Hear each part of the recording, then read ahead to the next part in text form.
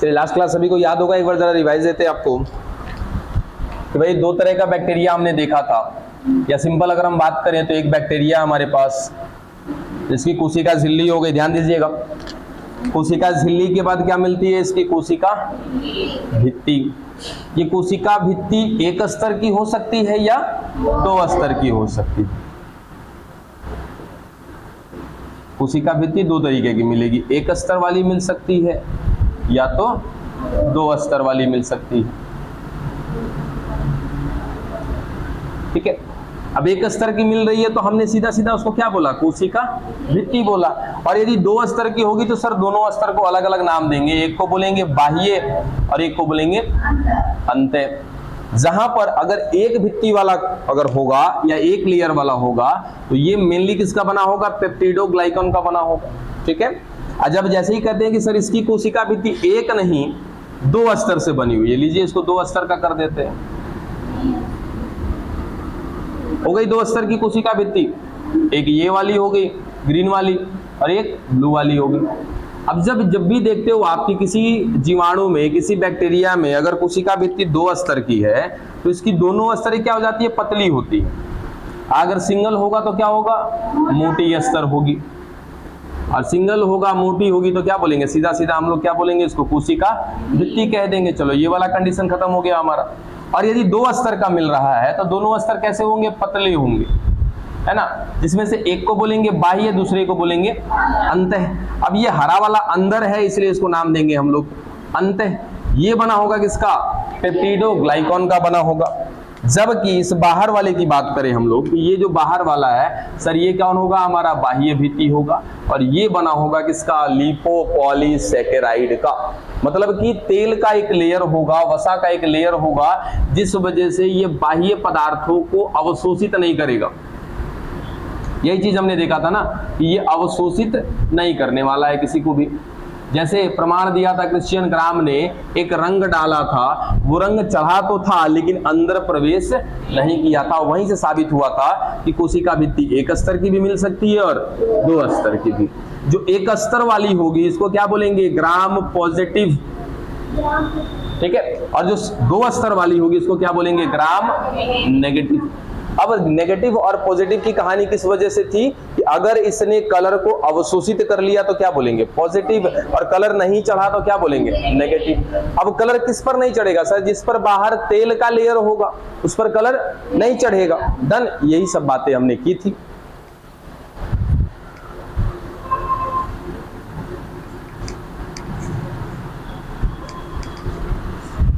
और इन सब के बाहर एक और आवरण है, याद है आप लोग को, कोशिका भित्ति के बाहर एक और आवरण है, ग्लाइकोकैलिक्स।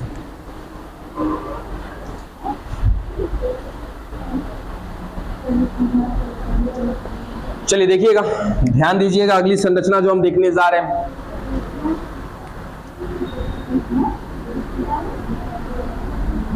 चलिए बात बंद करिए, पढ़ के नहीं आए हैं ऐसे भी रहने दीजिए, बातें बंद करेंगे।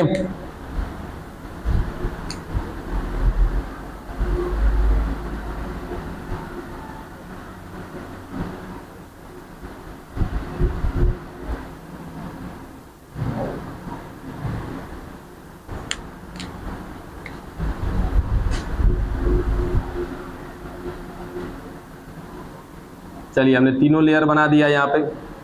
पहला सबसे बाहर ग्लाइकोकैलिक्स, कौन सा जगत पढ़ रहे हैं हम लोग,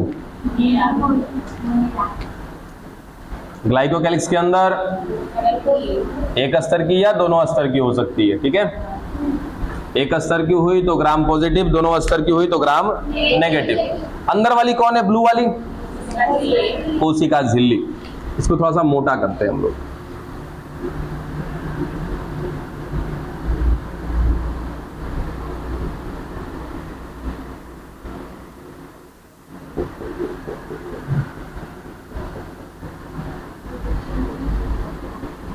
अब ध्यान से समझना बच्चा एक एक चीज, ये हमारी कोशिका झिल्ली,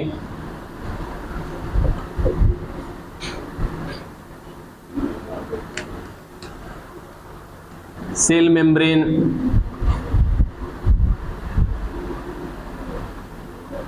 अब यहां पे कोशिका झिल्ली पे थोड़ा विशेष ध्यान दीजिएगा सभी लोग, क्योंकि कोशिका झिल्ली अब अपने आप को चेंज कर रही है, या ऐसा कहो कि जैसे रूप बदलना होता है ना, ट्रांसफॉर्म करना, रूपांतरित होना जिसको बोलते हैं, ट्रांसफॉर्मेशन।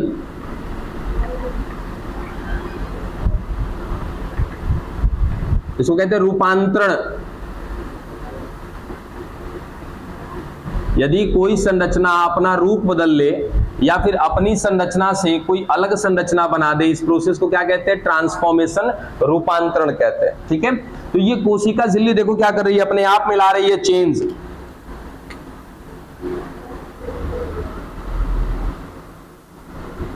देखो इसकी कोशिका झिल्ली अंदर की तरफ थोड़ी सी सिकुड़ गई,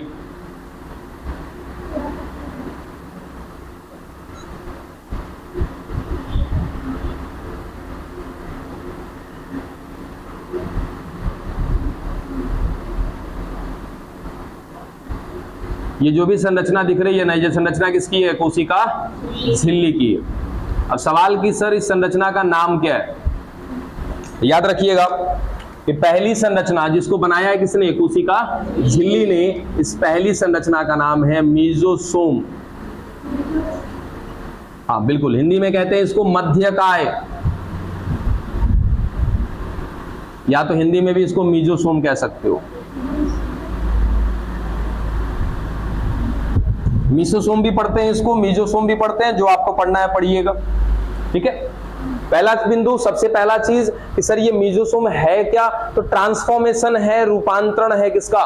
कोशिका झिल्ली का। पहला चीज समझ में आ गया। चलो दूसरा पॉइंट कि सर ये तीन तरीके से मिल सकती है। देखो तीन तीन संरचना दिख रही है, एक बड़ी है, एक छोटी छोटी दिख रही है और एक गोलाकार दिख रही है।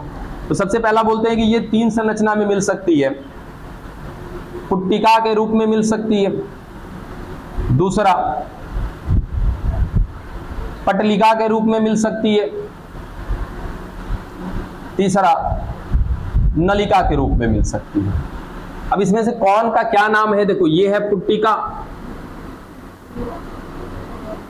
ये हो गई नलिका, और इसको ऊपर वाले को बोलते हैं पटलिका। तो ये बस केवल संरचना अलग अलग है, सब है कौन? मीसोसोम ही है। ठीक है, जैसे मार्कर है तो तीनों के तीनों मार्कर, बशर्ते रूप इनका अलग, सर एक ब्लू, एक ग्रीन और एक ब्लैक, बस वही चीज है तीनों के तीनों कौन? मीजोसोम। ठीक है, लेकिन तीनों के तीनों अलग अलग संरचना में मिल सकते हैं। पुट्टिका के रूप में मिल सकते हैं, पटलिका के रूप में मिल सकते हैं और नलिका के रूप में मिल सकते हैं। नलिका को क्या बोलते हैं? ट्यूब। पटलिका को बोलते हैं लैमिला, और इसको बोलते हैं वेसिकल्स। नाम याद रख लीजिएगा कि तीन रूप में मिल रहे हैं, वेसिकल के रूप में, लैमिला के रूप में और ट्यूब के रूप में। चलो दूसरा बिंदु हो गया। तीसरा पॉइंट, ये काम क्या करते होंगे अगर ये मिल रहे हैं? एक किसके अंदर मिल रहे हैं बच्चा? ये बैक्टीरिया के अंदर मिल रहे हैं ना, जीवाणु के अंदर पढ़ रहे हैं हम लोग ये सब कुछ।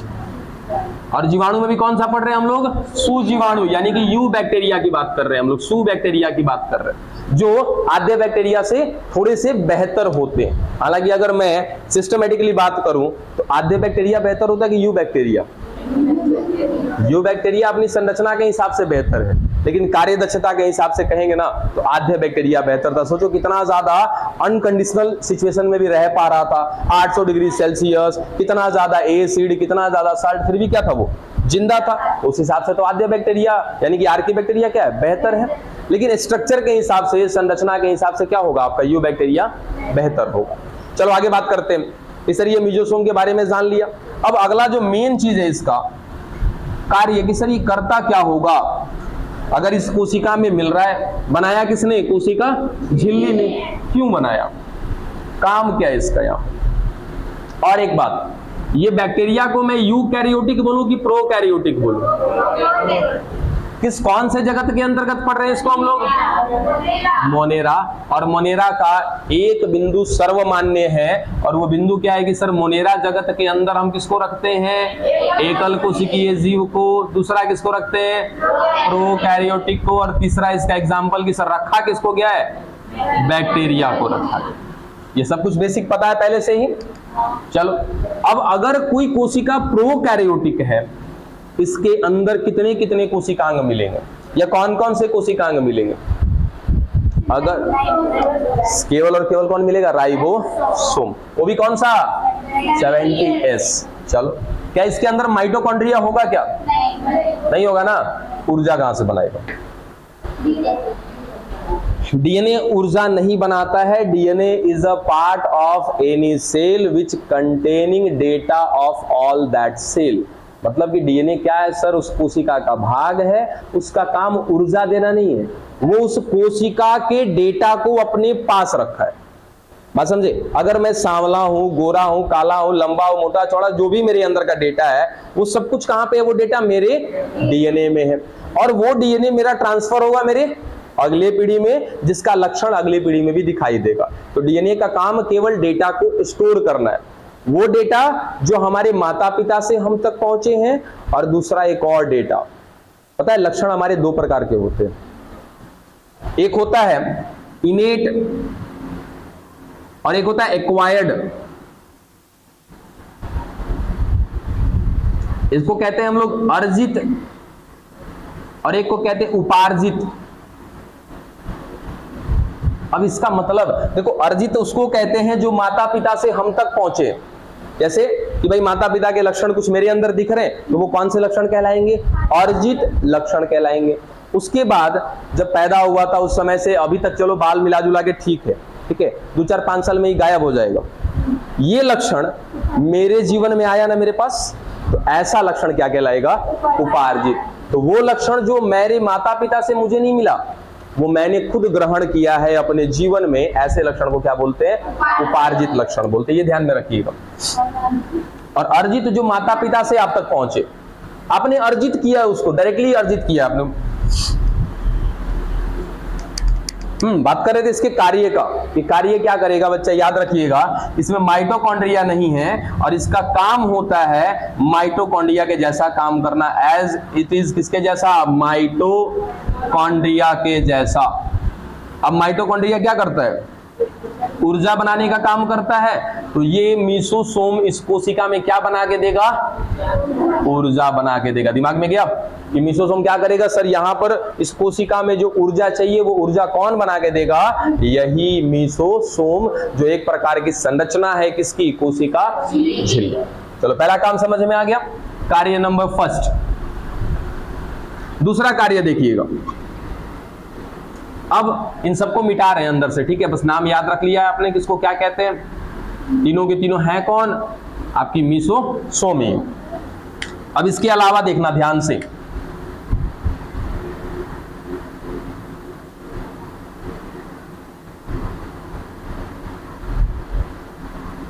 बच्चे इसका नाम है केंद्राव। अभी आएगा, इसके बारे में पढ़ेंगे हम लोग। केंद्राव कहते हैं या तो न्यूक्लियोइड बोलते हैं। केंद्राव या न्यूक्लियोइड, ये क्या होता है? तो जैसे हमारे अंदर हमारा डीएनए है ना, उसी तरीके से ये क्या है? एक प्रोकैरियोटिक कोशिका का डीएनए। और प्रोकैरियोटिक कोशिका के डीएनए को नाम दिया जाता है क्या? केंद्राव। केंद्राव, न्यूक्लियोइड, ठीक है? याद रहेगा ना? ठीक है। और एक चीज जरा बताना मुझे कि सर ये हमारी कोशिका हो गई। हमारी कोशिका बोले तो कैसे? यूकैरियोटिक। उसके अंदर क्या मिलेगा? केंद्रक मिलेगा। फिर क्या? बार बार कोशिका द्रव्य, उसके बाद कोशिकांग। चलो, सारा कुछ मिल रहा है यहाँ पे। इस केंद्रक के अंदर क्या मिलेगा हमारा? क्या इसके अलावा भी कहीं डीएनए होता है हमारे अंदर? नहीं। हाँ, होता है। कहां पे सर? माइटोकॉन्ड्रिया में। तो माइटोकॉन्ड्रिया में होता है, तो इसका फायदा किसको होता है? केवल माइटोकॉन्ड्रिया को होता है, हमें इसका कोई फायदा नहीं, ठीक है? तो मेनली जो हमारे अंदर डीएनए है, वो मुख्य डीएनए कहां पर मिल रहा है? हमारे केंद्रक के अंदर। इसके अलावा कहीं भी डीएनए नहीं मिलता है। लेकिन प्रोकैरियोटिक में थोड़ा सा लफड़ा है। देखिए क्या है, ये जो केंद्राव है, इस केंद्राव को कहते हैं हम लोग मुख्य आनुवांशिक पदार्थ, जिसको इंग्लिश में कह सकते हो आप मेन जेनेटिकल मैटर या मटेरियल। अब कहीं भी आपको यदि दो शब्द दिखे, यदि गलती से दिख जाए मुख्य व्यक्ति, शांत, जैसे कहीं ऐसा सुना कि गेस्ट अगर किसी को बुलाते हैं तो बोलते हैं सर ये मुख्य अतिथि हैं। मुख्य अतिथि इसका मतलब उनके अलावे भी कोई और गेस्ट हैं। बात को फील करिएगा, अगर कहीं पर आप लगा के बोलते हैं ये हमारे मुख्य गेस्ट हैं, मेन गेस्ट हैं, चीफ गेस्ट हैं, इसका मतलब कि इनके अलावे भी कोई ना कोई गेस्ट है, तभी तो इनको मुख्य बनाया है और किसी और को नीचे रखा है इनके। बात समझे? वैसे ही अगर हमने यहाँ पे बोला है कि सर मुख्य आनुवांशिक पदार्थ, यानी कि ये वाला डीएनए तो है ही, इसको बोलेंगे कि सर ये मेन डीएनए है। अब मेन बोला इसका मतलब कहीं पे और भी क्या होगा, डीएनए होगा। ठीक है, तो उस दूसरे वाले को याद रख लीजिएगा। ये तो हमारा मेन डीएनए हो गया एक किसका, बैक्टीरिया का। सर इसके अलावा एक और होगा। ठीक है, इसको नाम देते हैं हम लोग प्लाज्मिड, जिसके बारे में बोला था आपको पढ़ने के लिए। ठीक है, प्लाज्मिड को प्लाज्मिड इंग्लिश और हिंदी दोनों में प्लाज्मिड ही बोलते हैं। हाँ, इसका एक और नाम जरूर होता है, और इसका नाम क्या है, अतिरिक्त आनुवांशिक पदार्थ। नाम समझ में आया कि सर नहीं, प्लाज्मिड तो इसका मेन नाम हो गया। ठीक है, अब प्लाज्मिड भी एक प्रकार का डीएनए है, ये भी याद रखना सर, ये भी क्या एक प्रकार का डीएनए है, जिसमें से हमने एक को क्या बोला मुख्य, दूसरा को क्या बोला अतिरिक्त। यानी कि मुख्य के अलावा जो मिल रहा है डीएनए, उस डीएनए को क्या बोलते हैं हम लोग, अतिरिक्त आनुवांशिक पदार्थ। यानी कि इसको क्या बोलेंगे, extra genetical material, extra genetic material. बस समझे? तो दो दो चीजें बस हमने ध्यान में रखनी है। क्या क्या सर, इधर हम लोग क्या पढ़े थे, मीसोसोम। मीसोसोम को पढ़ते पढ़ते आ गए डीएनए पे, क्योंकि इसकी जरूरत है यहाँ पे फिलहाल अभी। ठीक है, इन दोनों को अलग से पढ़ेंगे हम लोग, जिसमें से एक को नाम दिया है हमने क्या, केंद्राव, दूसरे को नाम दिया है क्या, प्लाज्मिड। केंद्राव जो होता है इस बैक्टीरिया का मेन डीएनए है, इसीलिए इसको केंद्राव को क्या बोलते हैं, मुख्य आनुवांशिक पदार्थ। दूसरा कि सर और थोड़ा सा डीएनए मिल रहा है एक जगह पे, अब इसको क्या नाम दिया है, प्लाज्मिड। अब मुख्य से ये अलग होता है, इसलिए इसको एक और नाम देते हैं अतिरिक्त आनुवांशिक पदार्थ, एक्स्ट्रा जेनेटिकल मटेरियल। बोलो यहां तक की बात समझ में आ गई? चलो आगे देखते हैं, हम किसके काम की बात कर रहे थे, मीसोसोम का। तो मीसोसोम की संरचना देख ली, मीसोसोम का कार्य सर देख लिया पहला कि ये किसके जैसा काम करेगा, माइटोकॉन्ड्रिया के जैसा। क्या बनाएगा कोशिका में, ऊर्जा। अब देखो इसका दूसरा काम क्या है, दूसरा इसका कार्य, ये क्या करता है, कौन, मीसोसोम मुख्य आनुवांशिक पदार्थ का प्रतिकृति कराता है। लिखते हैं रेप्लिकेशन। कितने लोगों को रेप्लिकेशन याद है, दो दो तीन तीन बार बताया। हाँ, डुप्लीकेशन, कि अगर एक डीएनए से दो डीएनए बनाया जाए, इस प्रक्रिया को क्या कहते हैं, रेप्लिकेशन या डुप्लीकेशन या प्रतिकृति।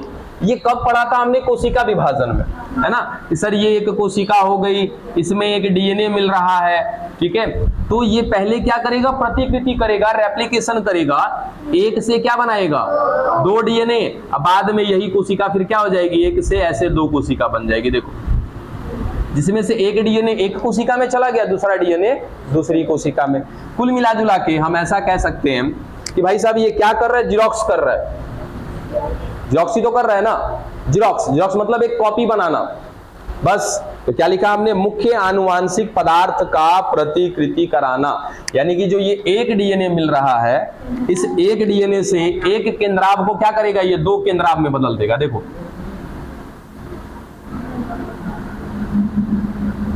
ये अभी तक एक डीएनए मिल रहा था, अब ले लो, देखो कितना हो गया, ये दो, बढ़ गई इसकी मात्रा। अब यहीं पे जवाब देना कि प्रतिकृति करने की जरूरत क्या पड़ी है हमें। कोशिका को यदि दो टुकड़े में करना है, कुल मिला जुला के यदि कोशिका विभाजन करना है, तो सबसे पहले क्या करना पड़ेगा, डीएनए को डबल करना पड़ेगा, डुप्लीकेशन करना पड़ेगा। डुप्लीकेशन कर लिया क्या, पहला काम समझ में आया मीसोसोम का, ये हो गया क्या, दूसरा काम डुप्लीकेशन कराना, और इसका तीसरा काम कहां लिख दे, यहां पे लिख देते। कोशिका विभाजन कराना, यानी कि सेल डिवीजन कराना। कैसे सेल डिवीजन कराएगा वो भी देखिए। सर ये जो मीसोसोम है ना, ये मीसोसोम वृद्धि करने लगेगा, देखो ऐसे वृद्धि करने लगेगा, दोनों तरफ से वृद्धि कर रहा है, इधर से भी वृद्धि करता जाएगा, ये लो हो गया वृद्धि। देखते रहो कैसे हो रहा है। ये वृद्धि करके दोनों के दोनों आपस में क्या संपर्क में आ गए, दोनों साइड से वृद्धि करता गया, और ये जो आपकी संरचना मिल रही थी मीसोसोम की, ये आपस में वृद्धि करके एक साथ जुड़ गई, और उसके बाद अंत में कितनी कोशिका बनी, 2। तो कोशिका विभाजन कराने के लिए भी कौन जिम्मेदार होता है, मीसोसोम। मीसोसोम का कितना कार्य समझ में आया, 3। पहले तो मीसोसोम है क्या वो अगर हम बात करें तो सर मीसोसोम क्या है, कोशिका झिल्ली के द्वारा बनाई गई संरचना है। डन। ये 3 रूप से देखने को मिल सकती है, पुट्टिका, पटलिका और नलिका के रूप में मिल सकती है। उसके बाद आकार के आधार पे, ठीक है। फिर कार्य की बात करें तो सर इसका काम मुख्य रूप से 3 काम होता है। माइटोकॉन्ड्रिया के जैसा काम करके इस कोशिका में ऊर्जा बनाना, ठीक है। दूसरा, इसके मुख्य आनुवांशिक पदार्थ का प्रतिकृति कराना, इसको डबल कर देना ताकि ये कोशिका विभाजन कर पाए, ठीक है सर, कर दिया डबल। और तीसरा काम है क्या करना, तो कोशिका विभाजन कराना। ये था आपका मीसोसोम। और याद रखना, इस कोशिका झिल्ली की 4 संरचना बनती है। इस 4 में से आपने केवल किसको पढ़ा, एक को, जिसका नाम है मध्यकाय या मीजोसोम। अब इसकी 3 संरचना और है। खत्म करेंगे मीसोसोम को। समझ में आया कि नहीं, पक्का ना? नहीं, अरे बुड़बको, अगर लिखना है तो लिख के खत्म करो, अदरवाइज मिटा के फिर आगे बढ़े हम लोग। इतना प्रेम से इतना स्लाइडली समझाया और नहीं समझ में आ रहा है ऐसा तो फिर गड़बड़ है। चलो अच्छी बात है, आ गया। अच्छा, ये स्क्रीन एरिया से कट नहीं रहा ना, कैमरे में जरा देखना तो आ रहा है ना बराबर।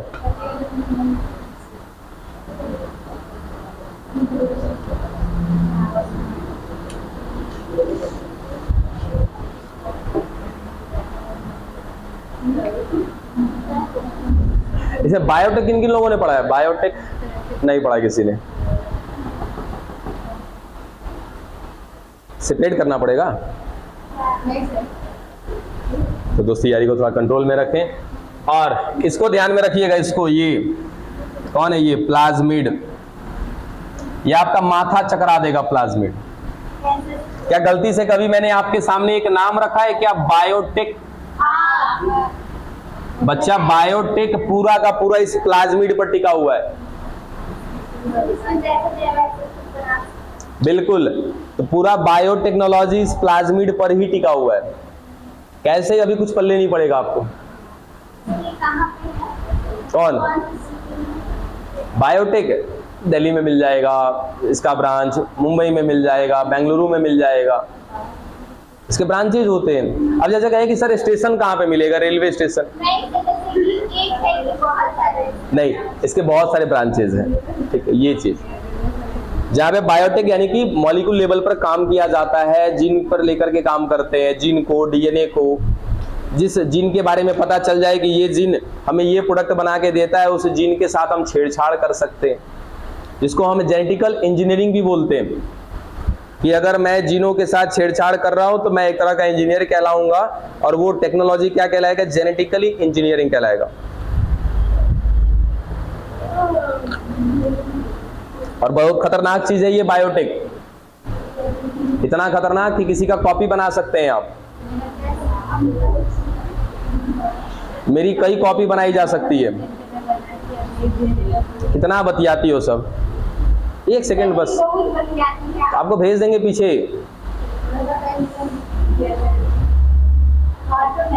फिर गुस्सा नहीं देखा फिर आपने तब अभी हमारा।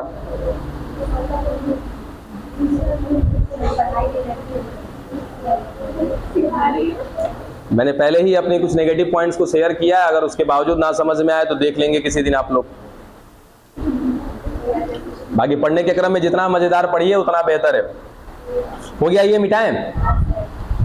जल्दी लिखिए, जल्दी लिखिए।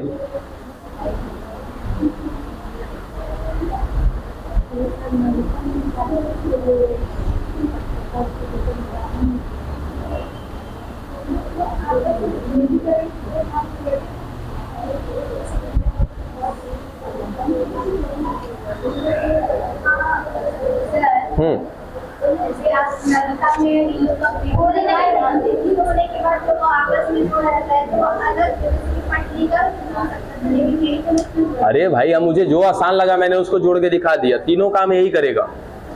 देखो अब मुख्य रूप से कहे ना, तो मुख्य रूप से तो देखो ये जो संरचना दिख रही है कौन है, मीसोसोम की संरचना है। कैसी संरचना है, इसको मैंने क्या नाम दिया था, पुट्टिका। अब ये मुख्य रूप से क्या बनवाएगी, ऊर्जा, ठीक है। ये कौन थी, नलिका, ठीक है। तो नलिका क्या काम करेगी सर, कोशिका विभाजन करवाएगी। पटलिका, ये पटलिका क्या करेगी, तो इसके मुख्य अनुवांशिक पदार्थ का गुणन करवाएगी, डुप्लीकेशन करवाएगी। बस समझ में आया? तो तीन संरचना मिल रही है और वो तीनों संरचना अलग अलग काम करती। डन। पुट्टिका ऊर्जा बनाएगी, आपका पटलिका इसके अनुवांशिक पदार्थ का डुप्लीकेशन कराएगी और नलिका कोशिका विभाजन कराएगी। उतना डिटेल मत जाओ, सीधा सीधा तीनों की संरचना याद रखो, काम क्या करती है, तीनों का अलग अलग काम याद रखो। इतना बहुत है, इतना भी नहीं है आपके एनसीईआरटी में। पढ़ के देखना एक बार एनसीईआरटी को।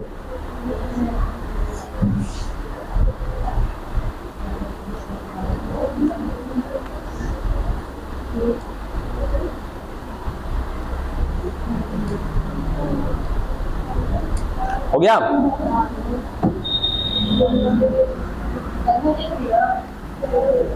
मिटा देना।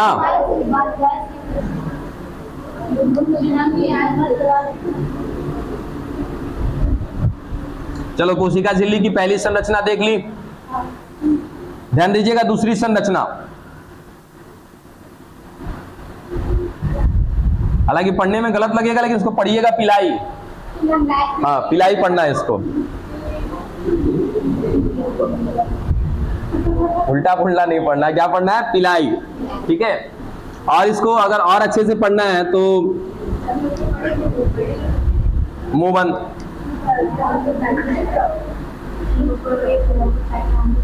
पिलाई रूम कहते हैं इसको, या इसको एक और नाम दिया जाता है सेक्स पिलाई। हिंदी में कहते हैं इसको लिंगी रोम।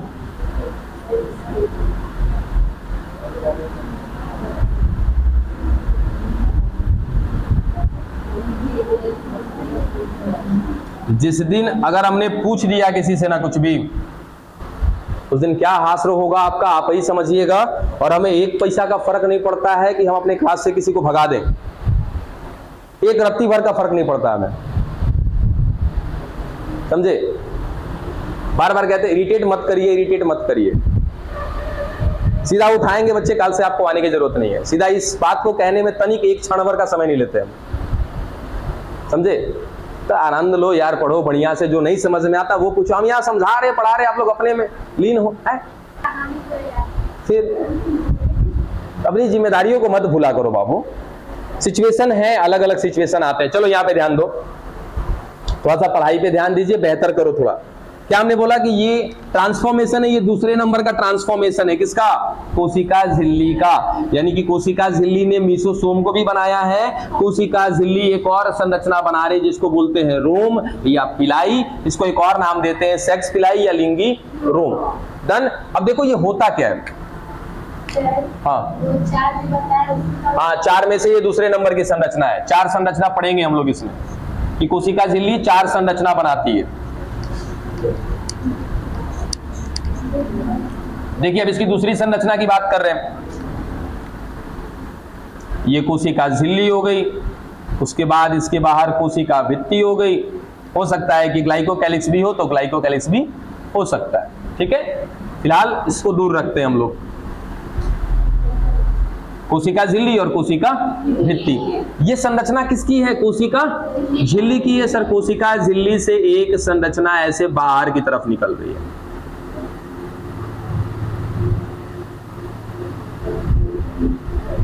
अब इसी संरचना का नाम है क्या, सेक्स पिलाई या तो रोम। पहला बिंदु याद रखिएगा कि ये ज्यादातर ग्राम नेगेटिव में पाए जाते हैं। सॉरी, नेगेटिव लिखना था, पॉजिटिव लिख दिया।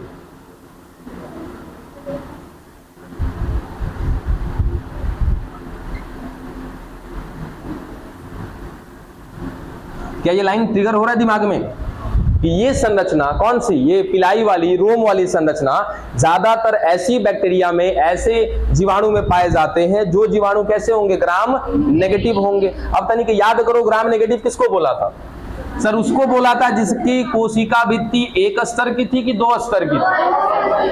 चलो याद रख लीजिएगा, ठीक है। चलो, ये किसमें पाया जा रहा है? ग्राम नेगेटिव में पाया जा रहा है। डन हो गया यहां तक की बात। अब फिर दिमाग घूमेगा।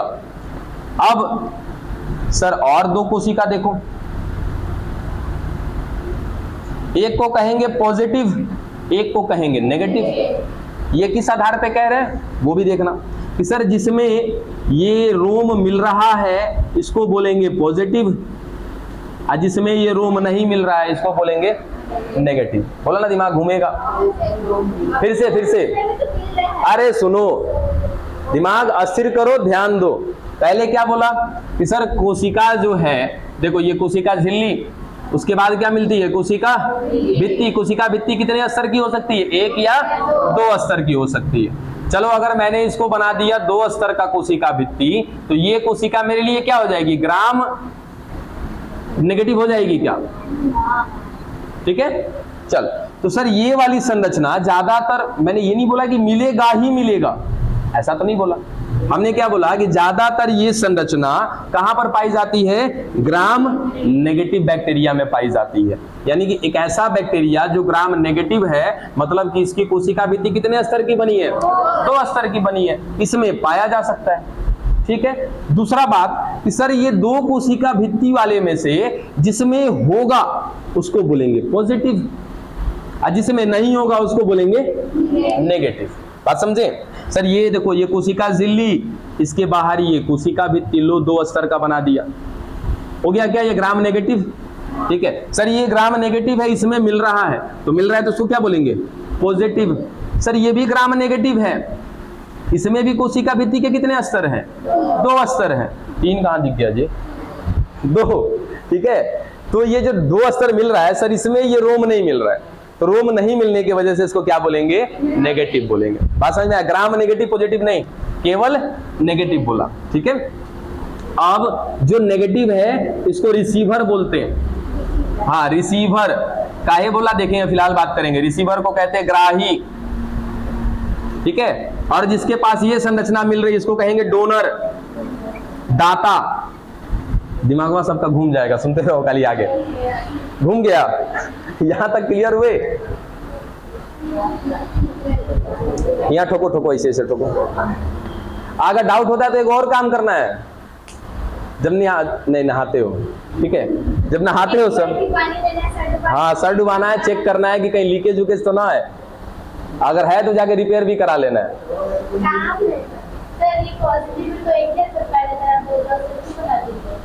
अरे मोरी अम्मा, कहाँ ध्यान रहता है आपका? आए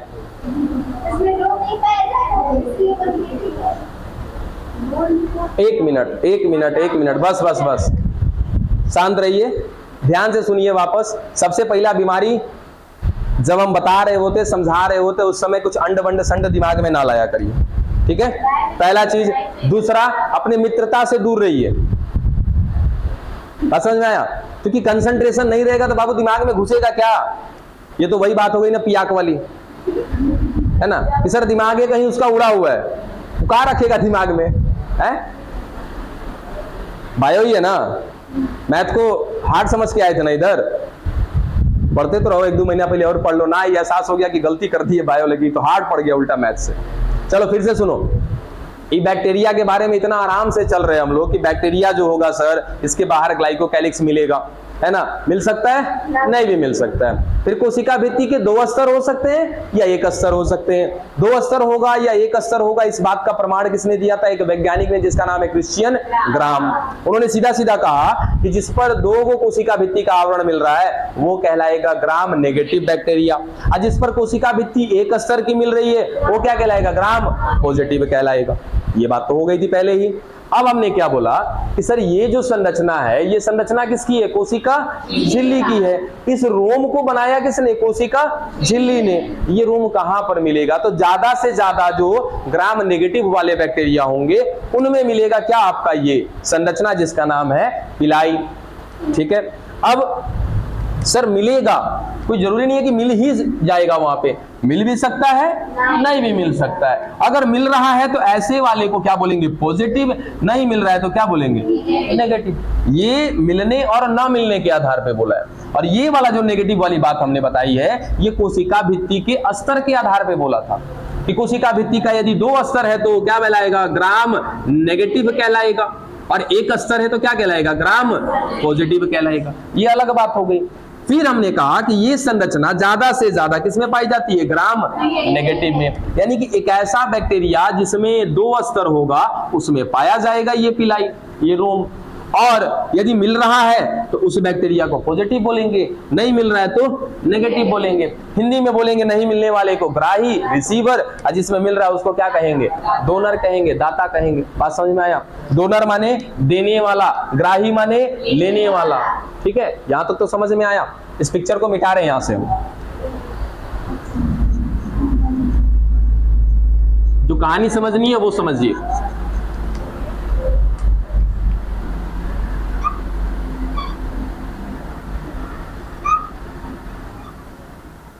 देखिए 2 बैक्टीरिया हो गया, कोशिका झिल्ली बना दी, भित्ति को छोड़ देते हैं, या चलो बना भी देते हैं, कंफ्यूजन ना तो हो जाएगा तो लोग।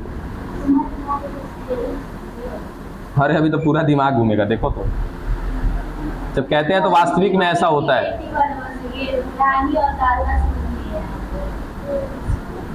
इंसान एक ऐसा प्राणी है जिसके ऊपर बाल हो भी सकता है, नहीं भी हो सकता है। मिल रहा है तो सर पॉजिटिव, और जो टकला है वो नेगेटिव। बात समझे? हाँ चल, बस इधर इधर इधर। हाँ ये देखो, ये नेगेटिव बोला है ना। चलो ध्यान दो यहाँ पे कि सर ये दोनों के दोनों कौन होंगे? ग्राम नेगेटिव हो सकते हैं, ग्राम पॉजिटिव भी हो सकते हैं, कोई गारंटी इसकी नहीं है। हमने साफ साफ लिखा है कि ज्यादातर किसमें मिलेगा? नेगेटिव में। पॉजिटिव में भी मिल सकता है। अब भूल जाओ कि पॉजिटिव में मिल रहा है कि नेगेटिव में मिल रहा है। ठीक है, हाँ एक चीज कि सर यहाँ पर मिल रहा है, कौन मिल रहा है? ये रोम। तो रोम मिल रहा है तो मिलने की वजह से ये बैक्टीरिया क्या कहलाएगा? पॉजिटिव। एक और नाम देंगे क्या इसको? दाता, या इंग्लिश में बोलेंगे इसको डोनर। डन। चल सर इसमें नहीं मिल रहा है रोम तो क्या बोलेंगे इसको? नेगेटिव। और क्या बोलेंगे? रिसीवर। और क्या बोलेंगे? ग्राही। ठीक है यहां तक? अब देखो ये हो गया इसका मुख्य आनुवांशिक पदार्थ डीएनए। ठीक है यहां तक? सर इसके अंदर भी मिल रहा है मुख्य आनुवांशिक पदार्थ डीएनए, जिसको हिंदी में बोला था क्या हमने? केंद्राव, और इंग्लिश में बोला था न्यूक्लियोइड। ठीक है, चलो दोनों में मिल रहा है। ठीक, अब सर ये एक तरीके से लैंगिक जनन तो नहीं करेंगे, लेकिन फिर भी लैंगिक जनन के जैसा दिखाई देता है। देखो क्या दिखाई देगा? ये मुख्य आनुवांशिक पदार्थ सबसे पहले करेगा अपना प्रतिकृतिकरण, डुप्लीकेशन। कर लिया डुप्लीकेशन। ठीक है, 1 से कितने डीएनए बन गए? 2। अब ये संरचना क्या करेगी कि ये संरचना बढ़ते बढ़ते इस बाजू वाले ग्राही के साथ जाकर के जुड़ जाएगी। जुड़ गई और एक रास्ता बना देगी, ऐसे बन गया। ठीक है, अब ये वाला डीएनए निकलेगा यहां से और पहुंच गया इसमें।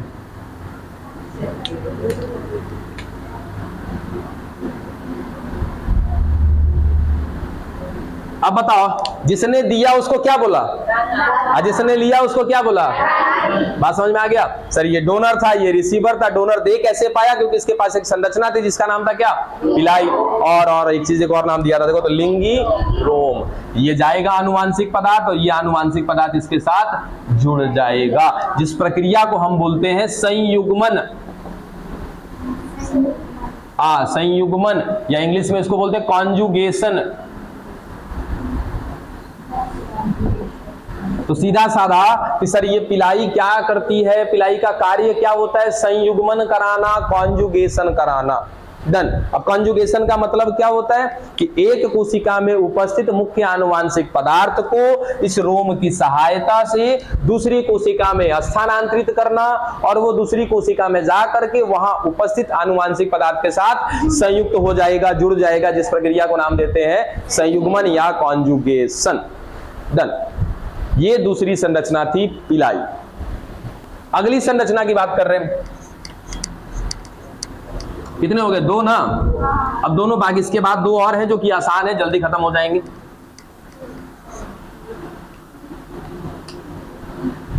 देखिए तीसरा, इसको बोलते हैं झालर, फिम्बरी। फिम्बरी, झालर।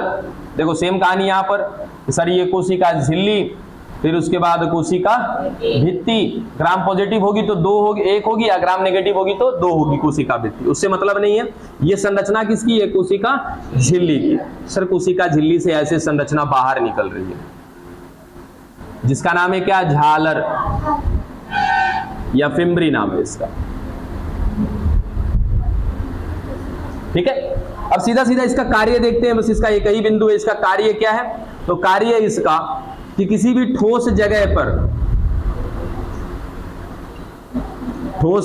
पर या किसी सतह पर या चट्टानों पर चिपकने में सहायता करना।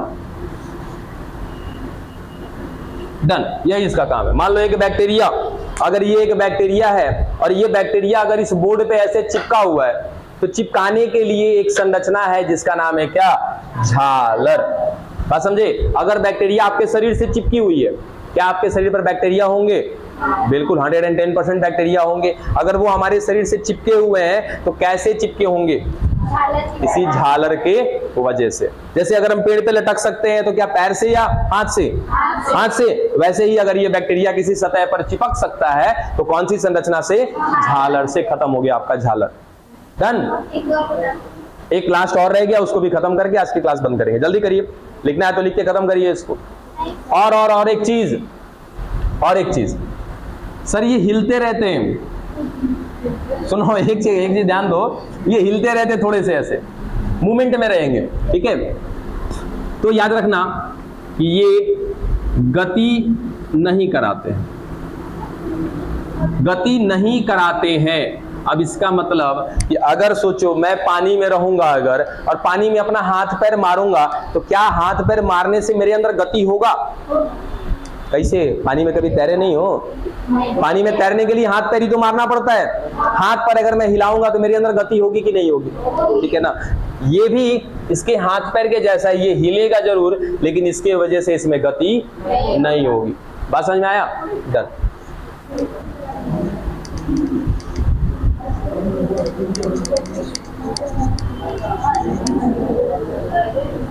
फिर बात चालू।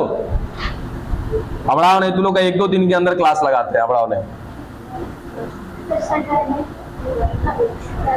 अब ये मेरे ऊपर डिपेंड करता है। अगला फ्लैजेला, जिसको बोलते हैं हम लोग हिंदी में कसाभिका।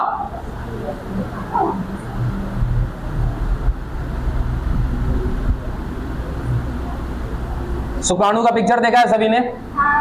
इस तरीके से एक पूंछ बनाते हैं इसकी। ठीक है। और ये पूंछ जो होता है बच्चा, यही है कसाभिका। ठीक है। इसको इंग्लिश में क्या बोलते हैं? फ्लैजेला। ये पूंछ हिलती है तो ये शुक्राणु क्या होता है? गति करता है आगे। ठीक है। खैर शुक्राणु क्या है? यूकैरियोटिक कोशिका है, इसकी बात यहां पे नहीं कर रहे। देखो, कोशिका झिल्ली, फिर उसके बाद कोशिका भित्ति, और इस कोशिका झिल्ली की एक संरचना है कसाभिका। यही है वो कसाभिका। और सबसे मुख्य काम है इसका, याद रखना, इसका जो कार्य है वो कार्य क्या है इसका? गति कराना। बिल्कुल, गति कराना। बात समझ में? इसीलिए उसके पीछे लिखवाया था कि गति नहीं कराता है ये। अब ये एक ऐसी बैक्टीरिया जिसमें क्या मिल रही है? कसाभिका मिल रही है। अब ये बैक्टीरिया अगर किसी माध्यम में होगी, माध्यम मतलब किसी पानी वगैरह में यदि होगी ये, तो क्या करेगी सर? वहां पर ये कसाभिका इसकी हिल रही होगी। ठीक है। ये ऐसे मूवमेंट करती है गोल गोल।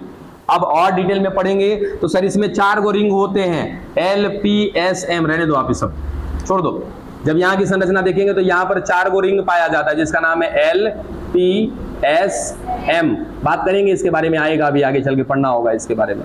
LPSM 4 रिंग होते हैं, वो चारों रिंग घूम रहे होते हैं जिसकी वजह से इसकी पूंछ, जैसे ये मान लिया जाए कि ये कनेक्टिंग पॉइंट हो गया, अब ये कनेक्टिंग पॉइंट पे 4 गो रिंग मिल रहा है, ये चारों रिंग बार बार घूम रहा होता है जिसकी वजह से ये घूम रहा होता है ऐसे। और जब ये घूमेगा तो ये घूमने की वजह से क्या होगा, कोशिका आगे की ओर गति करने लगेगी। बात समझे? तो ये गति कराने के लिए जिम्मेदार होता है कौन, कशाभिका। ठीक है, अब कशाभिका किसको गति कराता है, तो कशाभिका जिस कोशिका के साथ जुड़ा होगा उस कोशिका को गति कराता है।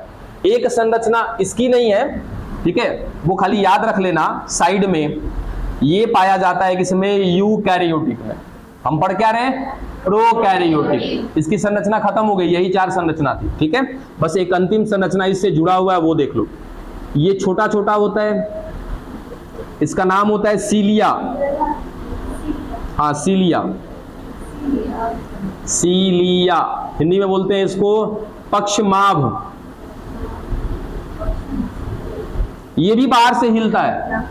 इसका काम क्या होता है कि सर यदि इसके टच में कोई आएगा ना, गति करा देगा उसको। अगर कोई चीज यहाँ पे टच में आया, इसको गति कराते कराते कराते कराते आगे ले जाएगा और आगे बढ़ाता जाएगा, ऐसे गति कराता जाएगा इसको। बात समझ में आ रहा है? तो दोनों में अंतर क्या, खाली अंतर समझने के लिए, ये सीलिया इसमें नहीं पाया जाएगा। ठीक है, सीलिया और कशाभिका में 2 अंतर है। पहला अंतर कि सर कशाभिका की संख्या कम होती है, इसकी संख्या कम है। देखो एक ही बनाया हमने, पक्षमाभ की संख्या यहाँ पे ज्यादा है। पक्षमाभ जो है ज्यादातर या ज्यादा से ज्यादा क्या पूरा का पूरा किसमें मिलेगा, यूकैरियोटिक में मिलेगा। पक्षमाभ जो है ये सॉरी कशाभिका जो है यूकैरियोटिक में भी मिलेगा और प्रोकैरियोटिक में मिलेगा। 2 अंतर। तीसरा अंतर सर ये लंबाई में बड़ा होगा, कौन, कशाभिका। पक्षमाभ लंबाई में क्या है, छोटा है। 3 अंतर हो गया। चौथा और अंतिम अंतर सर ये संरचना जिस कोशिका के साथ जुड़ी होती है उस कोशिका को गति कराती है। ठीक है, और ये सीलिया जिसके साथ जुड़ी होती है ये उसको गति नहीं कराती है, इस सीलिया के संपर्क में जो आएगा उसको गति कराती है। ठीक है, ये सीलिया को आप यहां मत याद रखिएगा क्योंकि सीलिया इस बैक्टीरिया में नहीं होता है। हाँ, इसके जैसा है इसलिए यहां पे इसको बताया। डन।